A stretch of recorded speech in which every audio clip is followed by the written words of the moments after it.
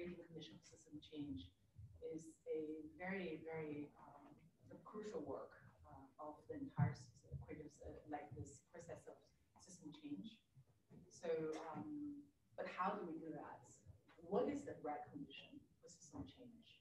And here we have three amazing individuals who have done years and decades of research and practice in system change. And next to me, Anne Bernie, we have met this morning, is a keynote speaker. She's the director of School of System Change, and also the Global Director of Learning and Community at Forum for the Future. Welcome. Thank you. And Marcus Janal, and he is a thinker, a writer of system practice, and he's also a partner of Vessel Partner, a consultancy company, specialized in economic development, system economic development practice. Welcome, Marcus.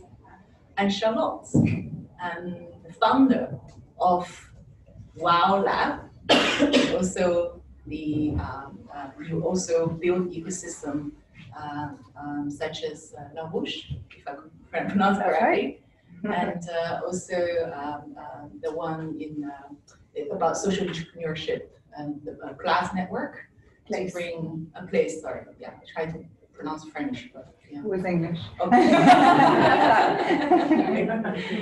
And so I'm really looking forward to hear your story, and we're going to use a lot of gardening and analogy because I feel like this is something we all can relate to and we can all understand.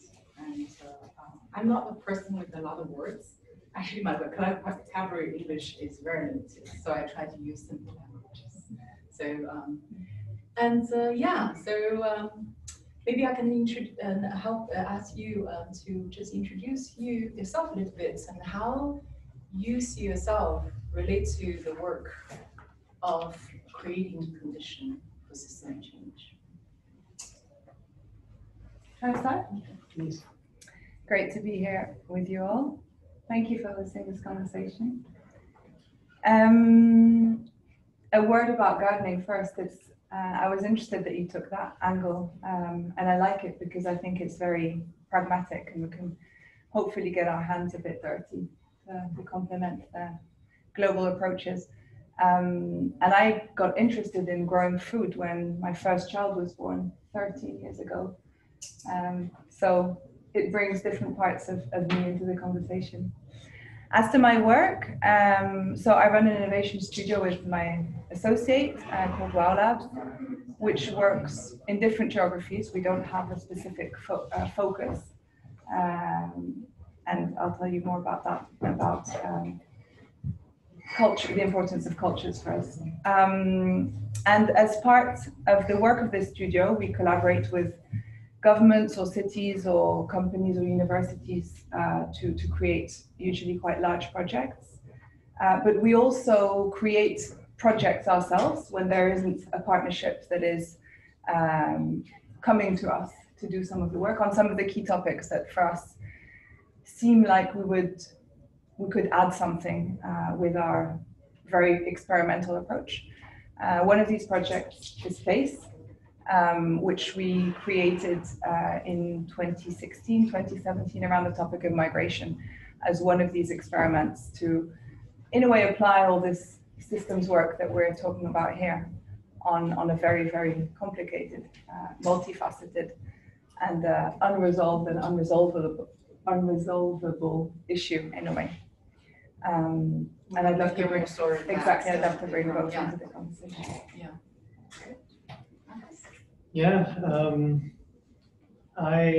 I got to go back to my studies. I studied environmental sciences in Switzerland because this is where I got introduced to systems. The way the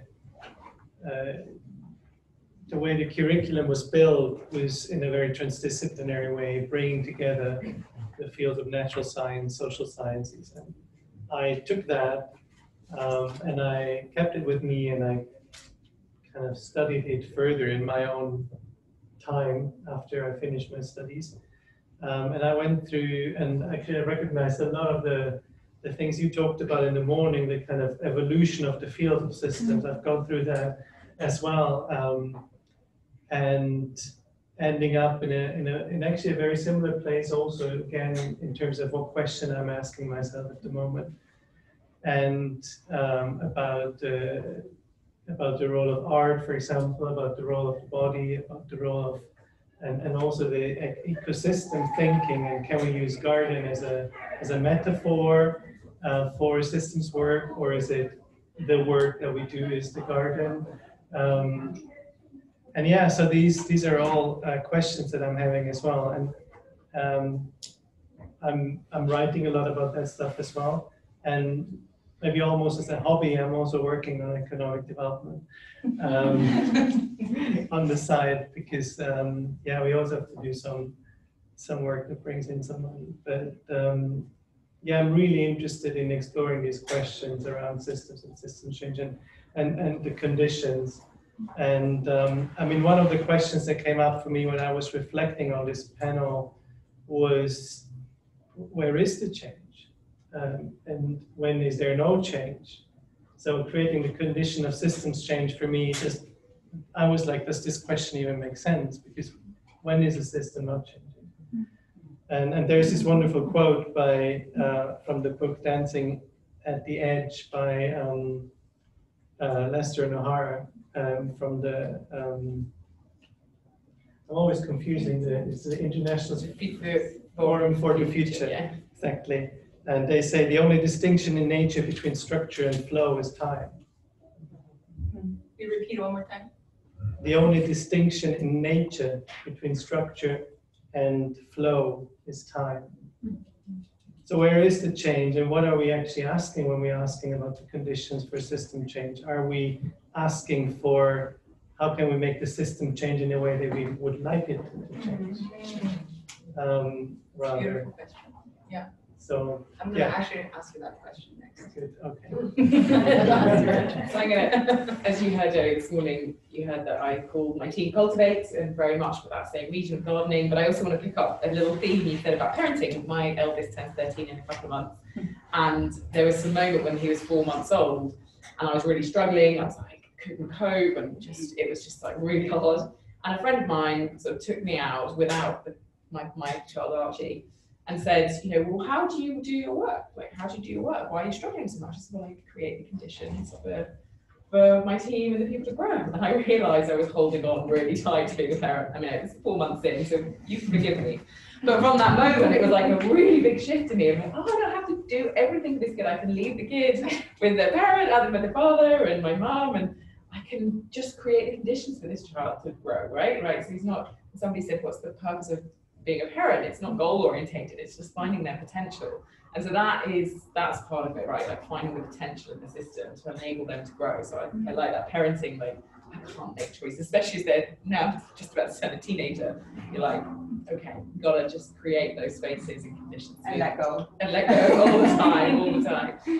And so yeah, and as the school systems change, we're shifting, we're kind of becoming a little bit more separate from the forum. We're thinking about the next phase, and it's not just about building capacity in courses, it's also using a capacity building approach as a systems change intervention in itself.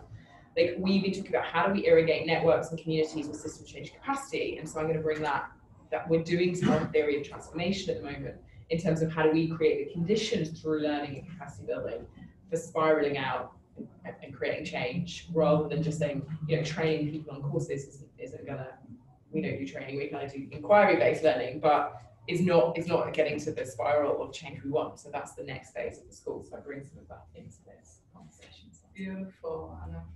So that leads to my next question. Thank you, Marcus, for reframing that question. Before I share that question, I want to just share with you a quote from the writer Robert Broad.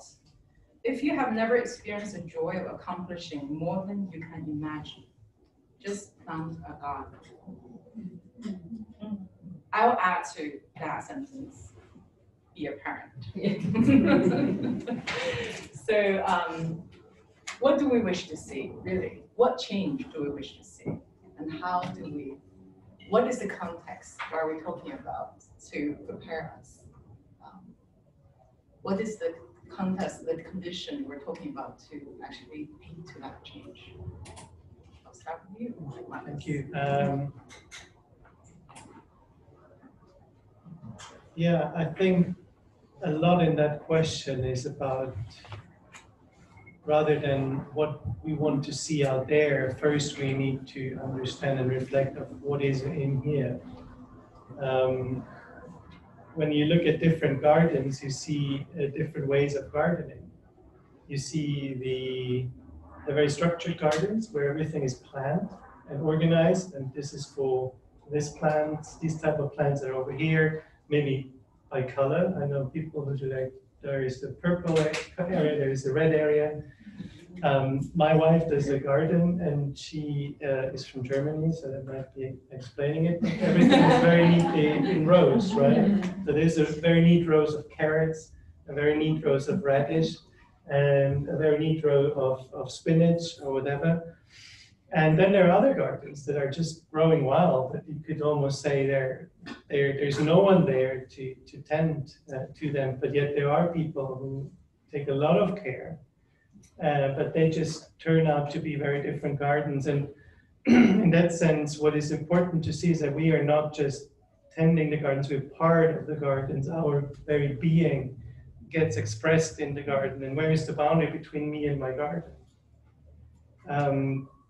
So I guess before we ask the question where we want to go, is where are we coming from, and how are we, how is the underlying logic of our thinking creating the problems we're trying to solve?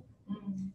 And I observed this a lot in the systems practice or systems change community in the language, for example.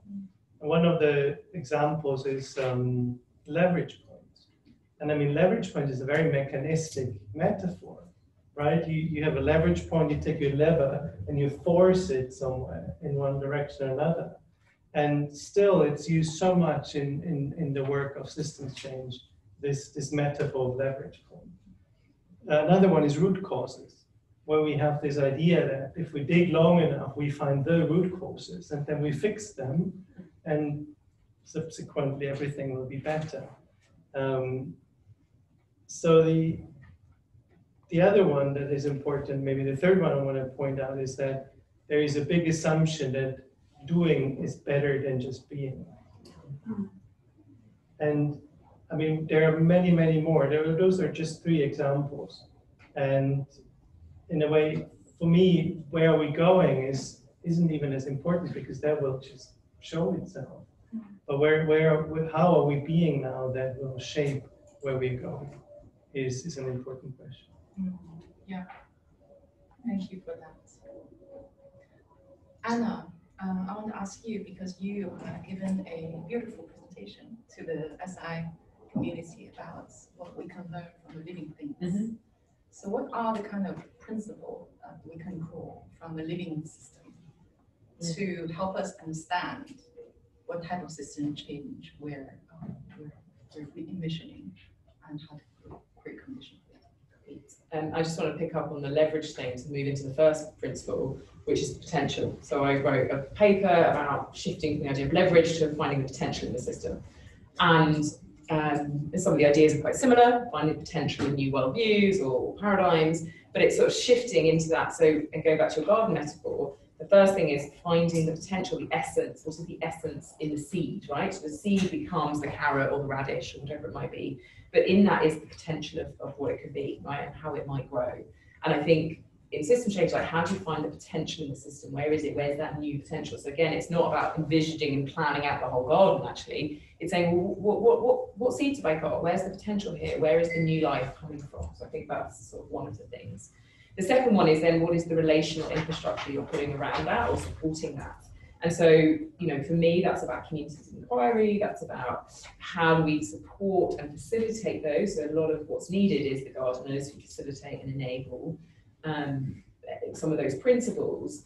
I think for living systems is kind of working with it. And Indy said it. He said it a minute ago, like the capacity to continually respond. You know, the capacity to evolve to shocks in the system. You know, we don't know what the future is going to hit us with. But we need the capacity to be able to move and work with that. And so it's not just capacity of individual. So yes, you can build capacity of individual, but what does it mean to have system capacity? And that's why the ideas of regenerative are really interesting, and others where you're actually saying that that's what we're not investing in, the new infrastructures, and not the structures of government, but the structures of governance, the process, moving from the noun to the verb. How are we making decisions, rather than just overly structuring it? And I think that's what we need to start paying attention to at those different levels. So from the seed to the kind of relational to then the kind of structures of process, rather than the structures of kind of, yeah, whatever the other one, the structures of structure control, maybe, if Indy's saying. Yeah, great.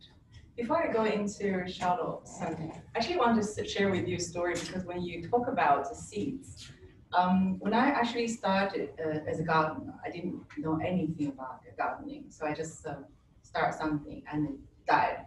And then my hamsters actually dig them into my garden. And then some seedling of the sunflower started growing. I got too many of them. So I traded with some people, and then that brought a whole diversity of garden. I had no idea the names of the things I actually got. And then the black soldier fly from my compost, they start to run and fly around, which was kind of annoying, but I just left them there. And then they attract a lot of birds. And the birds pooped a lot of seeds in my garden. And nearly a year later, my balcony in Singapore was a jungle. And I would dare to say 80% is not even my seeds. So what I mean, with me as a gardener, what did I do, really? I think I just kind of embraced it, right? So I just kind of say yes and see the beauty of it. So that actually leads to Charlotte, because Perfect. you work with refugees, immigrants to Europe, which is a big topic. And you are able to see the beauty of the people who come from very different backgrounds, with a very different kind of vision for the future of Europe. And tell us about it. And maybe more broadly, because I think migration is just one example of an identity that's given or received or owned. But I'm more interested in general how identities are formed. And actually the question I was, just before your story, I was wondering about, and that I sit slightly uncomfortably with in the conversation, I think, is who's the gardener? Because I would be unable to answer the question. I'm glad you didn't ask me the question you asked me. My intention, I don't really, it's not really a dimension of my work at that level, right? So we try to facilitate or create, or whatever the word is, collectives of people who want to, who would like to create some kind of change in the context that they're in, which are always complex contexts. That's where we go. And the question of who's gardening is really central to my work. I definitely don't consider myself as a gardener. For the garden that I do have, you know, which is completely wild, unlike your wife. I mean, mine is really embracing the wild, but that's my garden, okay. My work, I'm not the gardener, and I don't say that to be humble. It really just is not the way that I think that I technically act on the context that we go in. So of course there's the question of equity. We heard about it in your beautiful talk this morning, and that's one framing of the question, but there can be many framings, right, of this question. Who are the voices? Where's the power? Who owns the intention, even? And when you talk about systems change, who decides where the change is going? So there's, of course, one big change, which is evolution, which we're all a part of. And then there's all our efforts and desires to shape things in a specific way. It can be a project, it can be a two-year project, it can be 10-year, it can be a lifetime work. But there's this question of intention I'm very sensitive to, because that is the beginning of power.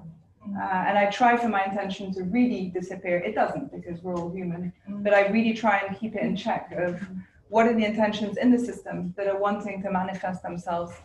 And if I do my job properly of hopefully creating some enablers for the system to manifest itself and for change to happen, then the intentions that are there, like the seeds that you're saying that were brought, will become visible to everyone, to the stakeholders, to the people around the system that are just witnessing it, to, of course, the people inside, to the teams that we put together.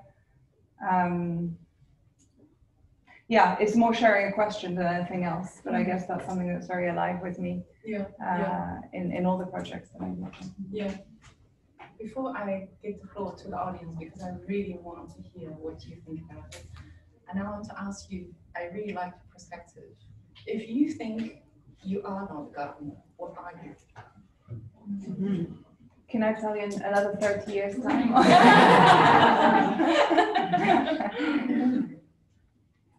I don't know that it's important for me to find that out.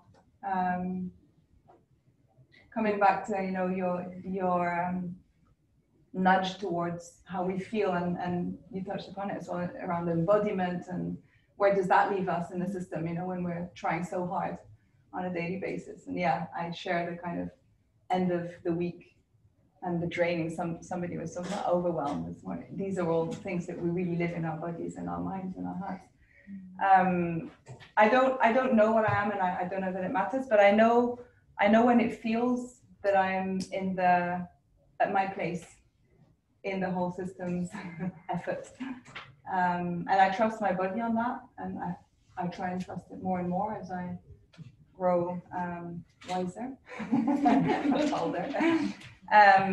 But it's interesting because I think that before I had much more of that questioning when I was maybe younger and trying to find my place and defining myself. And I'm less and less interested in that question, and more trying to cultivate the sense of how it feels when I'm in a complex room, like most of my work days, with people from all over the world who do not have the same worldview, and that's why they're there. And we're not trying to have consensus over worldviews, and we're just trying to see what are the intentions and how can that actually bring a concrete change in a given situation. I know when it feels that the system is somehow positive or conducive to shared power or co-creation, and I know when it doesn't. And I'm okay to stay with that level of discomfort for the moment. Anyway, it's what I have, so I'll work with it. Yeah. So it's more of a journey that you're actually holding space, being in contact with what's happening on the ground. For sure, and that takes most of my energy. Yeah. And you respond to that. No, I think it's beautiful. I think that's what, putting boundaries in ourselves as our identity and roles. It's like we need to do it, like this and that. And actually that ultimate fluidity of just flowing with what is and where it is, I think that's a deeply difficult practice to go with. So I'm just kind of, I think it's brave to say that as well. Yeah. I'm trying hard to just be with the flow and be with what's needed of where I am. And I think that has to come from how do we trust our gut? Like, how do we reflect and trust our gut and just trust our bodies and to tune into that? So there's this kind of like, how do we put the intention and the attention on ourselves to kind of have that feedback loop working, so we're not getting trapped in, it's more comfortable. I mean, you say there's discomfort because it probably is trying to work the system, but it's very comfortable just to think, oh, that's my gut feeling on this. And you're like, is that my gut feeling because the system has conditioned me to always feel comfortable in that place? And then you're like, okay, do I need to question that differently? Yeah. And the role of vulnerability, and somebody asked a question about vulnerability and not knowing, and really admit that I really don't know. I even don't know what I don't know. So. Yeah, I mean, what comes up for me when I was listening to you as well now is this question of service and being in service. And I remember when I kind of first reflected on this, it's like, I'm not in service of anything or anyone. I'm my own, like. But the longer I think about it, and maybe the wiser I grow, I don't know, I'm not feeling very. But the more I think, finding this place of, and my embodiment teacher, he uses the word being in service to the present of the phrase. And what does it mean to be in service to the present? How do we get to this point where we have this yeah, where we're humble enough to say, yes, let's be and let's be in service to the present and what the present asks of us in this moment, without wanting to be something, like without wanting to be the gardener, without wanting to be the leader, without wanting to be anything you can put into words. And I mean, it's still a big aspiration for me and not yet really where I am at, but I think it's worth reflecting. Yeah. Yeah, that actually reminds me of another spiritual story about the two wise men. One said that I'm actually walking on this journey to be a service of others, to help others to achieve what they want, and at the same time achieve this awakening by myself. And the other wise man said, is there an I here? So I just see this as a channel of helping others to connect to their divine self. That's it. Beautiful story. That's a much longer story. Yes, question.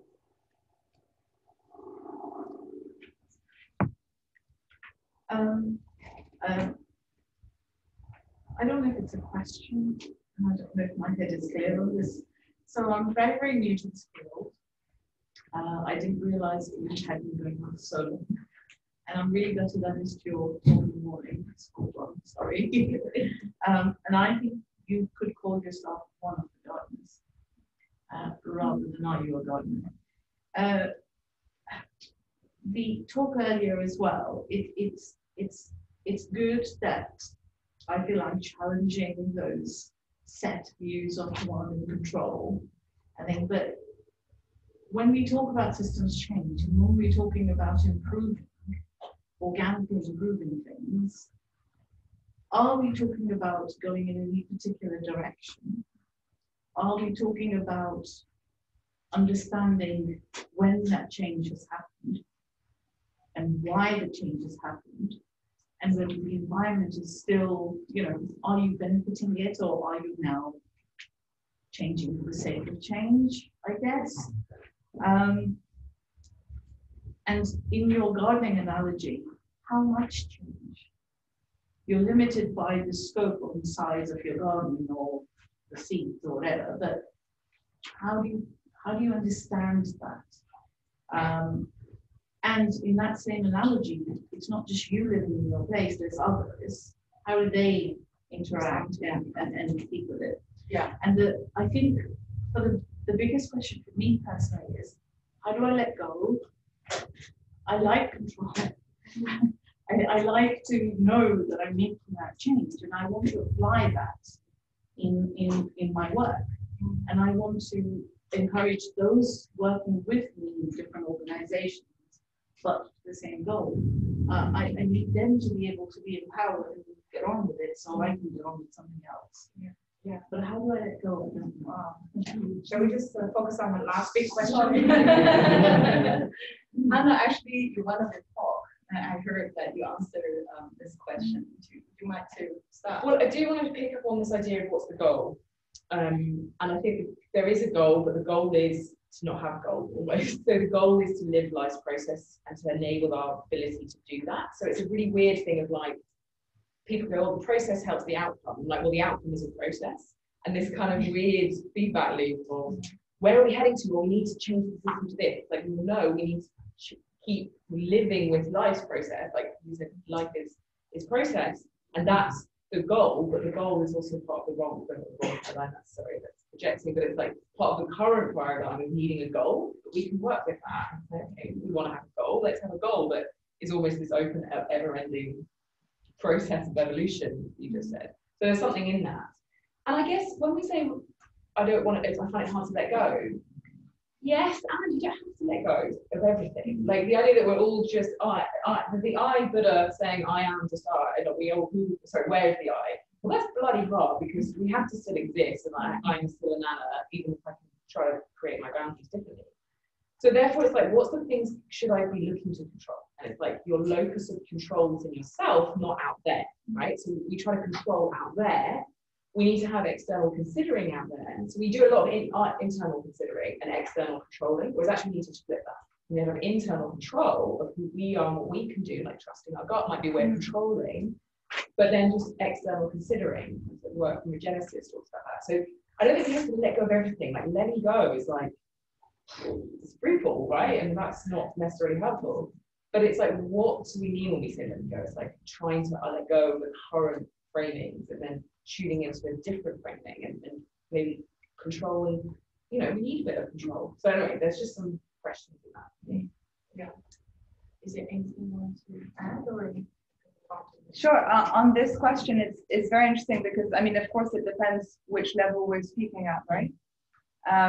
But in another part, and I think that's also why the end of the week can be a moment, why this work is so difficult as well, is that, of course, there's so many things that we need to shape in a certain way. Otherwise, we're not actually affecting change, right? So just to speak from where I am, there are many things that I try to, I wouldn't say control, that I really try to shape. So for example, the teams that we create for projects is one of them. For me, team culture and the way that you attract talent and what's the promise, why people even coming on the journey and how you interact, how the thing is structured, how do you work, and that goes through tiny details, right, that we all know. And that's, I don't know if it's control, but it's work. Like you can't just let go, right? And that's, if you do bring others on your journey, which you need to, if you do any kind of work that's not, that's trying to affect a large situation, is constant trying to set boundaries, same with partners, or with clients, or with stakeholders, whichever they are. You're going to try and define, I'm going to try and define the game that we're playing together, right? So we always have very different stakeholders in the projects, like many of you, because that's what systems change is about. So you might have someone from the private sector, someone from the public sector, someone from civil society or an organization, or several. And the game, the way in which these are going to interact around the issue, around what you're putting at the center, I try to control. I try to define the ways in which it's okay to interact with each other and the way in which power is shared, for example. Because if you don't, if you have, for example, a big industry player and then a small civil society organization, the power is not going to be equal, and that it's not going to lead to any systems change or systemic transformation. So at the same time, at a certain level, there's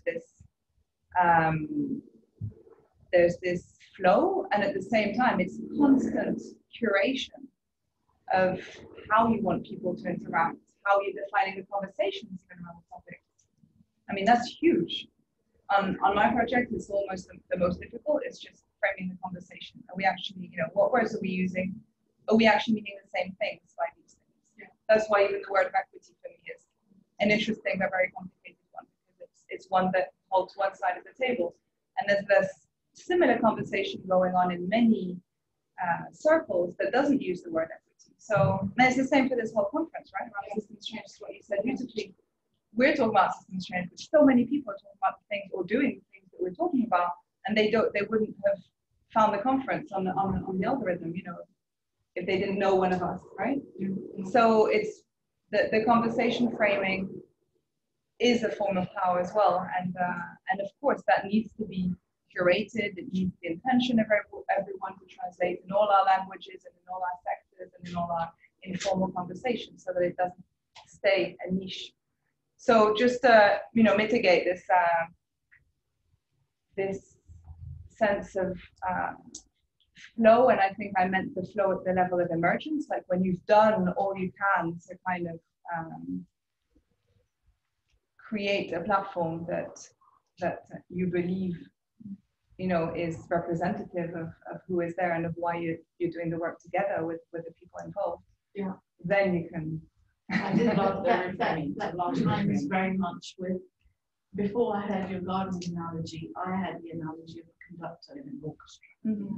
It's getting the best out of everyone, getting and producing something which nobody imagined.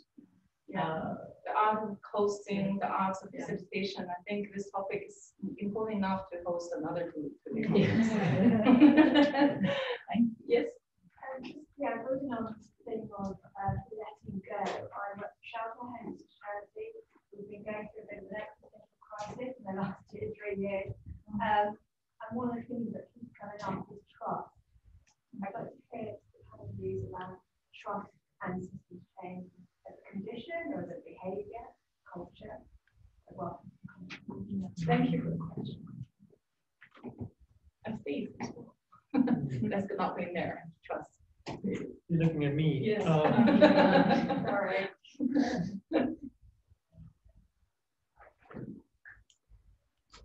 Yeah, I mean, obviously trust has a very, very important role to play. For me, the question is, can we build trust? And how can we do so? And I don't, well, to be very honest, I'm not sure. I mean, I guess the building trust comes over time as, is it wrong to say almost a side effect of collaboration, relationship building, and being with each other and getting to know each other, and maybe failing with each other, having some vulnerabilities, but also there needs to be, in a way, a willingness to engage with each other in order to create that space where trust can grow. And I almost think it's very hard to do this as an intermediary. If you say we want to build trust between this group and that group, there needs to be a basic willingness in the people to engage with each other. And maybe you can build that willingness over time by I guess it's just adding more time to that dimension. I don't know, I'm not sure if that's a very intelligent. I think it is an emergent property of a system of working relationally. There's a flow that kind of emerges and you can't force it. And it is about the psychological safety and the bravery that you could be creating. And Andre Marie Brown, just working in this sort of space in her way, talks about fractal relationships as well, like how do you create small relationships to kind of enable trust. I think you can design for trust, and you can design for, but you can't force it either. Like you can't, and trust is also your point about vulnerability, and there's also something about the role of conflict in that as well. Like, can you trust the process or the place to hold your view and your moment and go there and work with that? So there's this role in working with attention. So, you know, but I think it's a quality and a property rather than we need to build trust. We need to, you know, it's like it's a process. It's like, I think it's a quality that emerges from a good process. If it doesn't, it might also be fine. Like you can still create change. So it's a tricky one, isn't it? Like they're trying to put something on something that's quite amorphous. I don't know. I'd love there'd be a lovely conversation about what happens in the strategy process that requires that. It's one of those where if you want to, it's one of those that comes up over and over, and then the kind of default reaction is to tackle it directly. We go at trust is the issue, so let's go at trust. And it's not one that you can tackle. I just want to hear from Charlotte. Can you think of a story? Because you've done so many things, working with so many people, and to build up trust. Sure, and more broadly, thank you for the question, because I just love that. It's really one of the things we're talking about in a compass. It's really for me one of the most important values, I think, of my work in general and my values. But what I love about trust is that for me it always comes as a gift. It's not one of the things that I can control at all. And it's an interesting one hearing you say we can design for trust. I'm not sure how I feel about that. Maybe I'm not sure we can design for trust. Yeah. I think it emerges, and if it does, it does. Exactly. Yeah. I think it's I'd love to think that, but we also, there's this talk about design for belonging as well that's been going. I feel iffy about these things because, again, it's kind of control and the beauty of human nature, which is that trust and belonging are completely beyond our control Yeah, so many things come into it, and I think that's beautiful. Thank God, you know. But I do think that one of the things for me that does make trust easier in complicated situations as an outcome are the teams again. The fact of you know, diversify the core, the kind of Silicon Valley mantra that means everything and nothing, but at the same time, there's in working in context where not one person or not one group has control, constituting a core team or core group of people that share an intention, that come from very different paths of life and experience and gut wisdom, for me is really a technical way of getting closer to what I'm trying to do, right? So I'm investing more and more time, I think, as I go on in putting together these groups of people that in the end will build better trust with different parts of the system. Because what I find difficult is that trust really is very, very instinctive. So it doesn't depend on what you say sometimes, you know, it's the same with children, you know, it's not what you say, it's all the rest. So you don't say, how you act, how you say it, what they've seen you do. That's where the trust comes. Yeah, and I feel it's the same in kind of complex projects. It's not about what you say, it's not about what you state as your mission. Of course, I mean, of course, these have to be aligned, but it doesn't bring trust. What trust really is a result of in the work that I do is many voices and many different sensitivities sharing one intention. And if there's enough of a critical mass, then at some point things start to happen.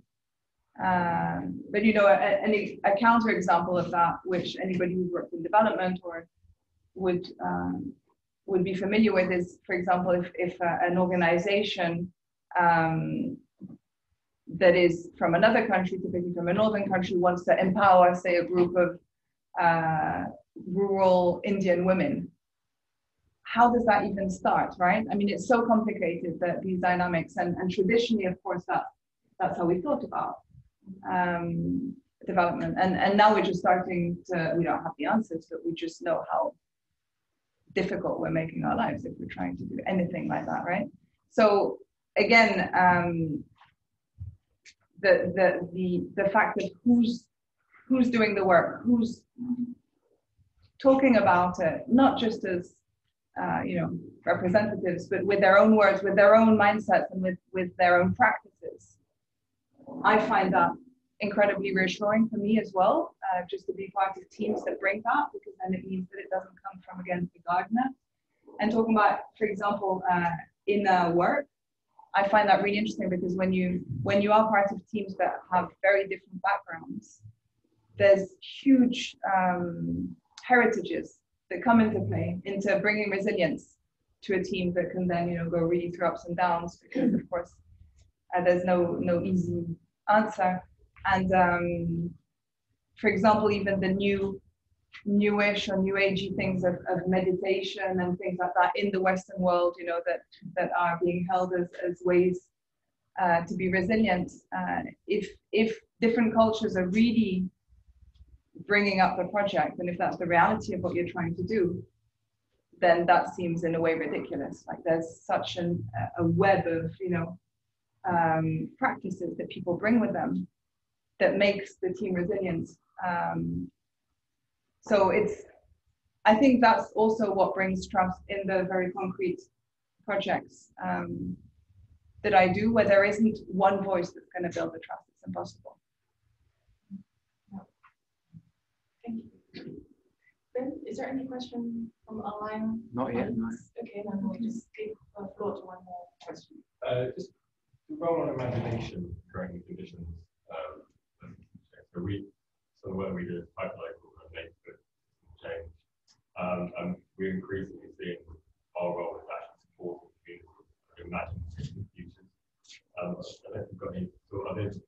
Been recent kind of essay on a crisis of imagination coming out of the pandemic, and how we can support that kind of skill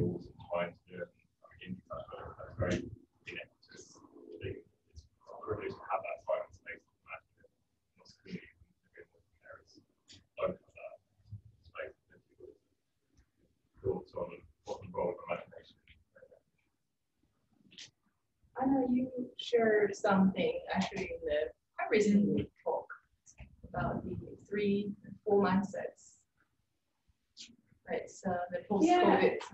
So I think, yeah, so I think the role of imagination, we have to be really careful, but when we imagine, that we're not imagining from our, from our current world view, and what does that mean? So how do we imagine into the future? And that's sort of this weird conversation that's going on in the future world at the moment. It's almost like the process of future, like, oh, we can imagine a future, we can backpass, and then we can create a structure, and there's benefit in that, definitely there's some great work there, and yet we can't create, the role of imagination, the role of scenarios is to almost see what are the qualities we might want into those futures that help us live into the now and live into the intention that we have. So I don't know, I think there's a crisis of being, a lot of what I'm seeing people is almost like the overwhelm is like not to give, is it a crisis of imagination, or is it a crisis of not knowing how to navigate into the future?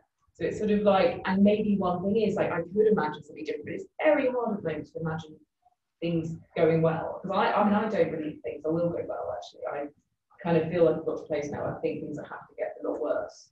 They will get a lot worse. I mean, I just don't see us turning the massive ship around on issues like climate change. I just can't see it happening. So therefore, how do you imagine into a future? How beautiful, I used to work very much with futures, imagining beautiful future. I don't know. So I'm just grappling with that question myself. I think what I'm saying is like, what does it mean to work? I love the idea he said about 100-year Lord of House of non-Lord. But it's sort of like, what does it mean to work with a future mindset in a world that is in kind of tipping points and runaways, but it doesn't mean that we're not stretching our feeling of hope. Sorry, that's not very clear because I don't think there is a clear answer. It's just sharing something worrying in that space. Thank you for answering. Thank you for the question. And before we close up, I just want to ask one closing question. What is the source that you, regardless government or not government, that you connect yourself to do the work you're doing, to create conditions for system change? That's an easy one. Let's hear it. That's a very difficult question. Oh, I thought you were actually going to give us really. No, I can. I can. The first thing that came to mind, and I don't know, it must be the mood I'm in. I'm at a very kind of personal, meta level. Sorry about that. Yeah. But I was going to say joy, actually, because so again, my work is very hands-on. So many times, a lot of these framings, etc., I have to cultivate them outside of my work hours almost, but because the work requires really reaction and action.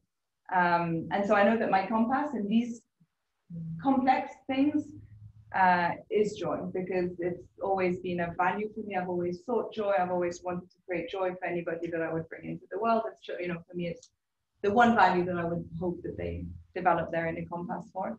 And in a community or in a collective setting, for me, it's always a complete gift. When there is spontaneous joy that arises, it's just a sign of trust. It's a sign of opening and of hope as well, non-brainy hope, just kind of.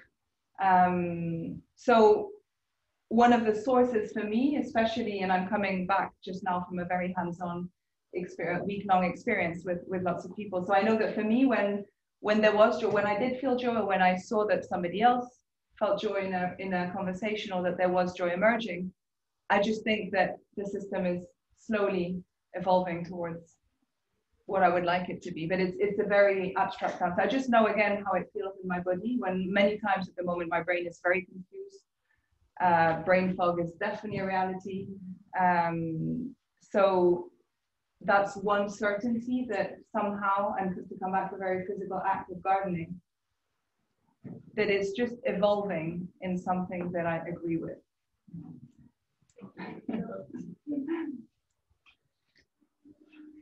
Yeah, I also don't have the simple answer. I mean, one of the things that I mentioned before was this being guided by the present. and finding a way to develop sensitivity for the present.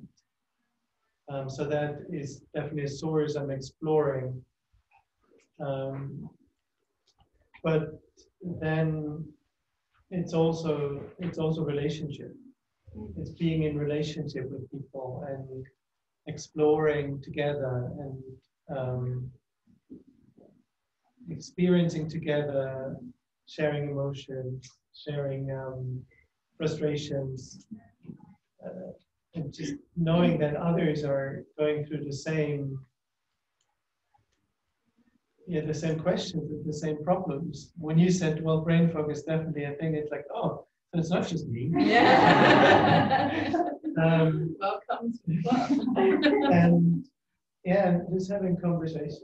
I think it's such an important source. But also being there and giving yourself over to the relationship as fully as you can, not holding back.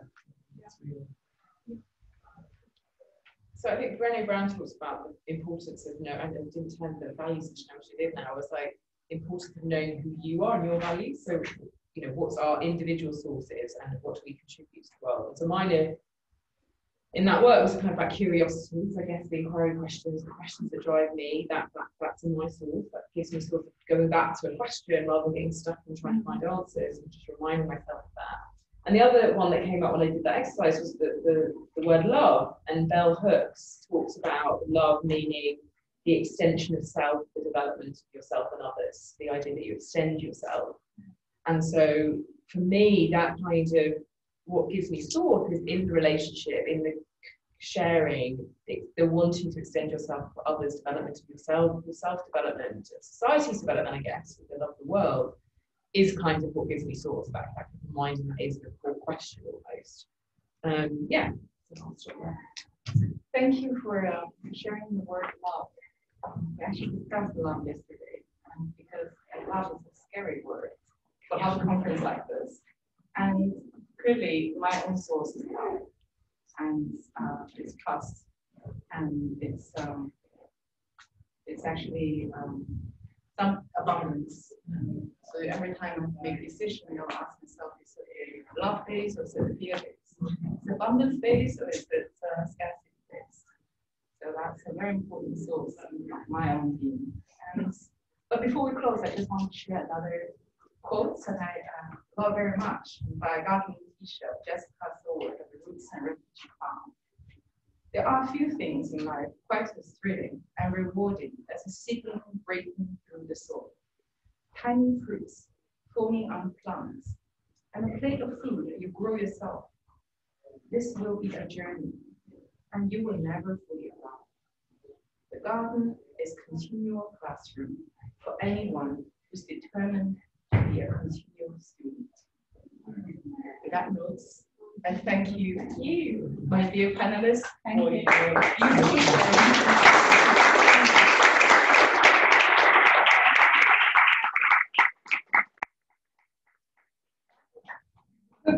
Yeah.